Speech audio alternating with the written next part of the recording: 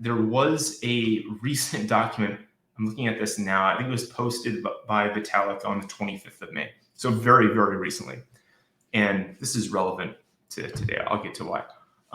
Basically, it's called 2 thought experiments to evaluate automated stablecoins. Seems pretty disconnected from what we're doing here today, but essentially what that is he puts forward a couple of thought experiments. What makes for a more stable token? What makes for a more stable token economy?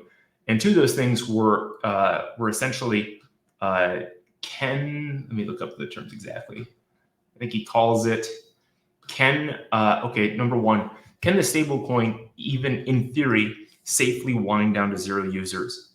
That's question number 1. And you take that and apply that to UP.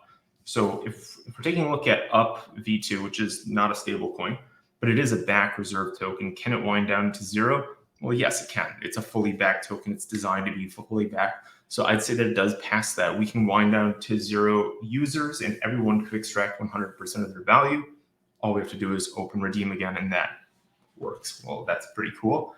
And then the second one, the second thought experiment is what happens if you try to peg the stablecoin to an index that goes up or down 20% within a year, so a volatile index.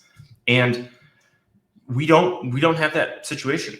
UP is pegged to a token that it's redeemable for, so that there is no volatility in terms of the value of the token and the quantity of backing. They're directly correlated, so we don't subject ourselves to that kind of risk. And I think that what that means is if you take this stablecoin metric and you apply that to this UP token, it passes that, which is super cool to think about because it's not a stable token, but it is something that does meet the criteria for like what makes for a more interesting algorithmic token that could have potentially less downside to its users. And I think that's a good example of what we're trying to do here. Is we're trying to build more sustainable versions of these tokens so we can continue to evolve that. The way that we expect to manage that is, again, through governance. That's what Unifi token is for.